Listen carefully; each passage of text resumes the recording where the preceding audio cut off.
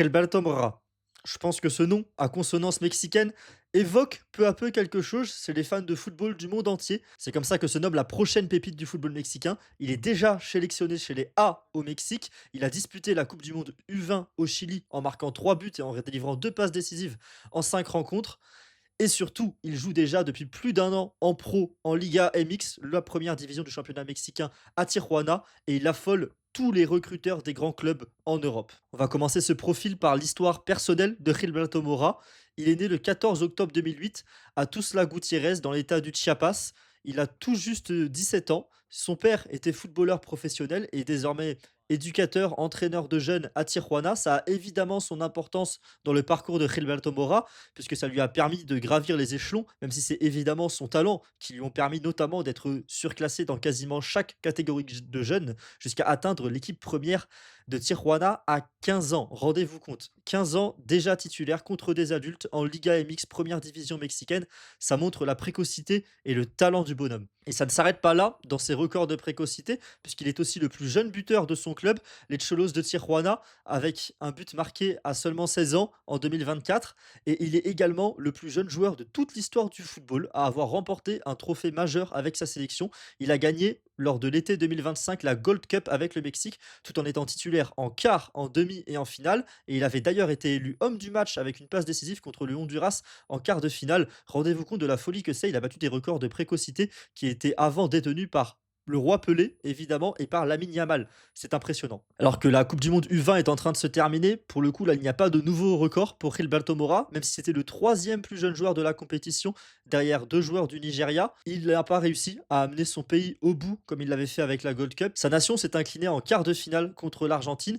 Il rentre quand même au Mexique avec 3 buts et 2 passes décisives dans la sacoche en 5 rencontres, un bilan positif pour le jeune Gilberto Mora qui a brillé dans cette compétition contre des joueurs qui ont parfois 2, 3, voire 4 ans de plus que lui. Et puis évidemment, la chose qui a peut-être le plus fait parler autour de Gilberto Mora, c'est cette possibilité de disputer 3 Coupes du Monde en 9 mois. Il vient d'achever la Coupe du Monde U20 au Chili. Il y aura ensuite la Coupe du Monde U17 au Qatar. Et enfin, évidemment, la Coupe du Monde, la grande Coupe du Monde dans son pays, au Mexique et évidemment aussi aux États-Unis et au Canada l'été prochain, où Gilberto Mora, s'il continue ses performances, a une grande chance d'être sélectionné et surtout une grande chance d'être titulaire avec la Tri, la sélection mexicaine. À seulement 17 ans, il totalise déjà 41 apparitions avec les Cholos de Tijuana, c'est énorme. Avant même d'avoir soufflé ses 17 bougies, il a disputé 44 rencontres dans le monde professionnel en ajoutant les 3 sélections avec le Mexique qu'il possède déjà. Et ça va évidemment continuer.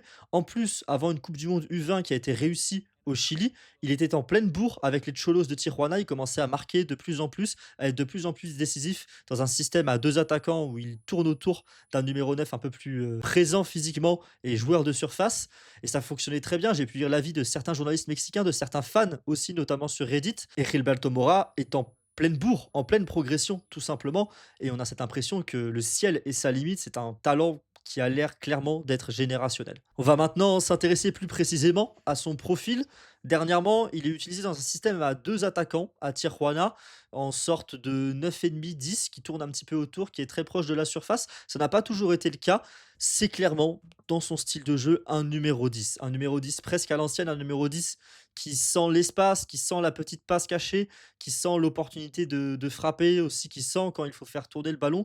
Et c'est un joueur voilà, qui est de très petite taille, 1,68 m, 69, 62 kilos, un tout petit gabarit, très vif sur les appuis, très vif sur les deux trois premiers pas avec une très bonne accélération. C'est un peu moins le cas pour sa vitesse de pointe. Et puis voilà, c'est un joueur qui évidemment tourne très vite sur lui-même. Quand il reçoit le ballon, il se retourne très vite face au jeu. Et c'est très intéressant d'avoir un tel joueur dans l'entrejeu. Et surtout que physiquement, malgré son petit gabarit, il est quand même capable de plutôt bien tenir certains contacts. Alors je vous dis pas qu'il va gagner un duel à l'épaule contre Prime Sergio Ramos, on n'en est pas là. Mais par contre, c'est un joueur qui tient sans doute mieux les contacts que ce qu'on pourrait attendre d'un joueur d'1,68 m, de 62 kilos et de 16 ans surtout. C'est un joueur qui est droitier et qui est également capable d'évoluer sur l'aile gauche, même si je trouve que c'est pas là où ses qualités sont le mieux exploitées parce que il brille avant tout par une vision et une compréhension du jeu, du football absolument exceptionnelle.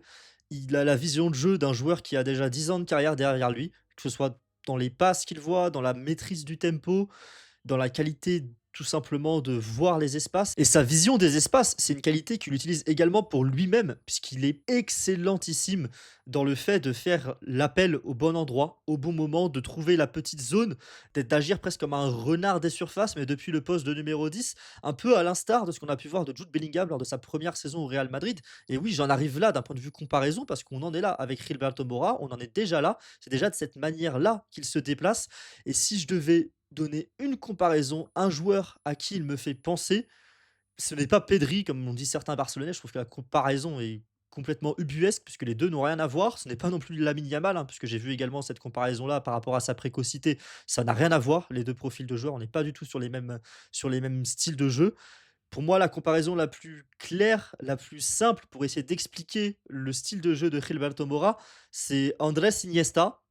Alors avec un volume de jeu plus important, puisque le football a beaucoup changé, beaucoup évolué depuis le prime d'Andrés Iniesta, mais c'est dans ce style-là, de joueur très cérébral, très intelligent, capable sur quelques appuis d'éliminer, capable de se retourner très rapidement, capable aussi de faire des efforts défensifs, puisque Gilberto Mora est déjà très intéressant au pressing, et c'est vraiment voilà un profil exceptionnel. Et puis évidemment, s'il atteint le niveau d'Andrés Iniesta et s'il réussit à avoir la carrière d'Andrés Iniesta, bah, je pense que tout le Mexique sera ravi et le club qui va y accueillir en Europe le sera également. Le Real Madrid, le Paris Saint-Germain, Arsenal, le FC Barcelone, Manchester City, Liverpool, le Bayern, tous les gros cadors européens ont envie de s'attirer les services de Gilberto Mora. Ils ont évidemment tous un recruteur qui est attitré pour observer le jeune Mexicain, pour voir ce que ça donne sur ses rencontres, pour voir ses qualités, ses défauts. Et pour le coup, c'est clairement logique tant le joueur est talentueux, prometteur et tant on a l'impression de voir un talent générationnel éclore sous nos yeux. Mais il va falloir attendre un petit peu avant de voir Gil pouvoir s'exprimer sur les pelouses européennes, puisque le Mexicain a moins de 18 ans, donc il ne peut pas être transféré en Europe avant sa majorité internationale. Donc, il ne peut pas être transféré avant le 14 octobre 2026 et puis son transfert aura sans doute lieu à l'hiver, au mercato de janvier 2027. Donc, il va falloir attendre quelques temps avant de le voir s'exprimer sur les pelouses européennes. Son agente, Rafaela Pimienta, qui est l'agente notamment d'Erling Haaland, qui a récupéré le portefeuille de joueur de Mino Raiola à son décès, s'est exprimée au sujet de Gilberto Mora et au sujet de son prix. Elle a dit qu'avec 15 millions d'euros, on n'achète même pas une jambe de Gilberto Mora. Au Mexique, ce qui se dit, c'est que les Cholos de Tijuana aimeraient vendre 50% du joueur pour 20 millions d'euros. Donc pareil, je trouve que le prix, on peut le situer autour de 40 millions actuellement pour Gilberto Mora, peut-être 45. C'est pas une somme immense au vu de son talent. On a vu un joueur comme Hendrick, par exemple, partir pour plus cher dans un contexte un petit peu similaire de très jeunes joueurs, très jeunes pépites sud-américaines qui partent directement dans un top club européen. Donc voilà, autour de 40-45 millions, ce serait un bon prix. Il faut aussi avoir en tête que son club, les Cholos de Tijuana, son agente, lui-même, ils ont tout le monde a intérêt à attendre la Coupe du Monde 2026 où Gilberto Mora pourrait crever l'écran et donc crever évidemment ce plafond de 40-45 millions. Ça ferait déjà de lui le transfert le plus cher de l'histoire de la Liga MX. Et là, on pourrait monter dans des sphères à 55-60 millions si Gilberto Mora explose tout à la Coupe du Monde. Ce sera à l'enchère la plus folle. Et pour le coup, les grands clubs européens vont se l'arracher, clairement, vu le talent du bonhomme, encore plus s'il fait une bonne Coupe du Monde. Et dans ces clubs qui ont un œil sur Gilberto Mora, il y a évidemment le Real Madrid. Alors pourquoi c'est une destination logique pour le Mexicain? Déjà parce que bah, c'est le plus grand club de foot de l'histoire, voilà, c'est un fait, c'est comme ça. Et surtout parce que le Mexicain lui-même rêve de jouer au Real Madrid. Il l'a dit dans une interview, dans un petit format vertical avec la sélection mexicaine. Il rêve de jouer au Santiago Bernabéu. Le joueur actuel à son poste qui l'impressionne le plus, c'est Jude Bellingham. Et le club où il préférait jouer, c'est le Real Madrid. Voilà, tout simplement, il a été clair, c'est son objectif.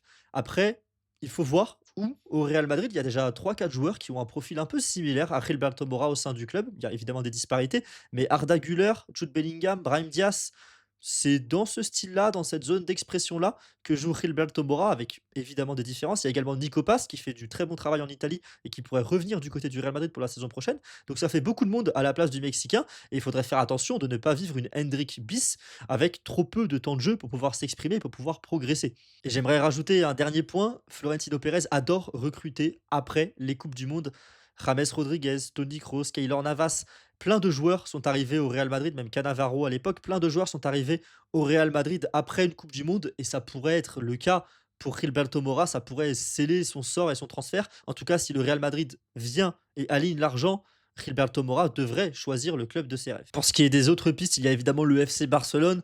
Son style de jeu à Gilberto Mora, ce petit gabarit qui se retourne vite sur lui-même, qui a une vision de jeu déjà hors pair, une compréhension du football immense. Évidemment, ça irait parfaitement dans le FC Barcelone actuel. En plus, c'est un joueur qui est un numéro 10 clairement, et c'est ce qui manque au FC Barcelone avec un Dani Olmo qui n'est pas capable d'enchaîner les bonnes performances et avec un Fermin Lopez que je trouve avec un plafond de verre est trop irrégulier. Pour le coup, là, il s'inscrirait parfaitement dans la construction d'effectifs du Barça avec ces jeunes pépites que sont Yamal, Pedri. Pour ce qui est de la première ligue, j'ai un peu plus de mal à voir signer Morita là-bas parce que déjà, c'est un football qui est quand même différent, qui est quand même plus physique. On parle d'un joueur qui fait moins d'un mètre 70, qui fait moins de 65 kilos. Alors, il va évidemment prendre en taille et en poids, puisqu'il est très jeune et il lui reste sans doute encore 3-4 centimètres à grandir. Et pour ce qui est du poids, il va évidemment prendre en musculature avec le temps, même si je pense pas que ce soit dans son intérêt de devenir une boule de muscle, tant son agilité et son centre de gravité bas, ça lui permet de faire des différences. Mais donc, la première ligue, je le vois moins y aller tout simplement. C'est moins son football. Il y a également moins de liens culturels, même si Chicharito a brillé là-bas en tant que Mexicain.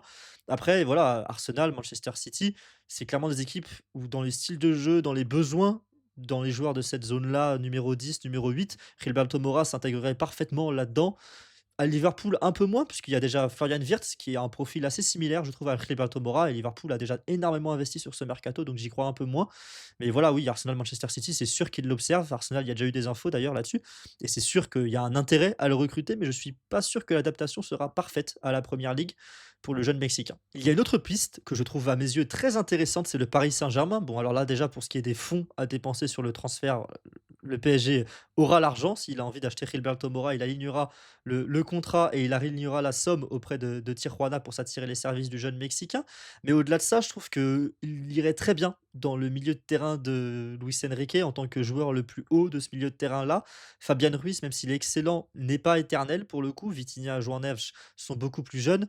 Donc Gilberto Mora pourrait être un petit peu la pointe haute de ce milieu à 3 et pourrait très bien fonctionner, je pense, au sein du PSG de Luis Enrique.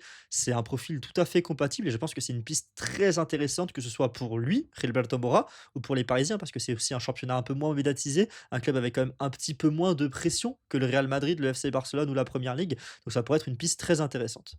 Enfin, il reste 2 grands championnats européens. D'abord la Bundesliga. Le Bayern Munich, évidemment, doit être intéressé par un jeune talent pareil. Après, il y a déjà Jamal Musiala, même s'il est blessé actuellement, il ne faut pas l'oublier, pas l'effacer.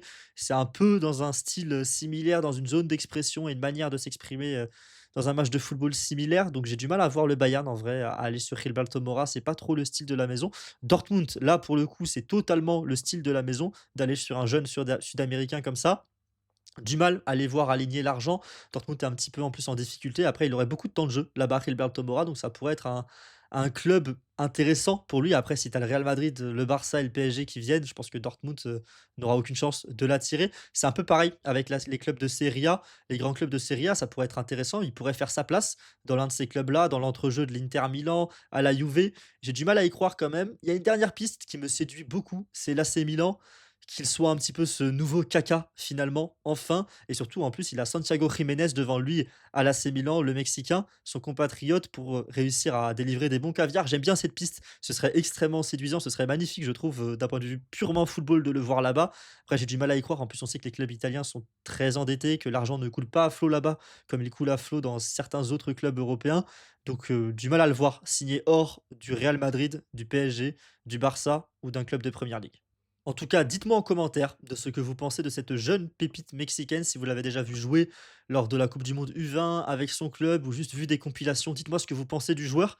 Et puis dites-moi évidemment si vous voulez que votre club le recrute ou où vous voulez le voir partir en Europe à ses 18 ans. Sur ce, je vous remercie d'avoir regardé cette vidéo jusqu'au bout. N'oubliez pas de vous abonner, de mettre un like. Donnez-moi votre avis sur ce jeune joueur en commentaire. J'insiste, ça m'intéresse beaucoup de pouvoir vous lire et échanger avec vous en commentaire. Et puis on se retrouve très bientôt, dès demain, sur ma chaîne YouTube pour une nouvelle vidéo, puisque je vais débriefer la rencontre Bayern Munich-Borussia Dortmund, le classiqueur en Allemagne. Salut à tous, ciao!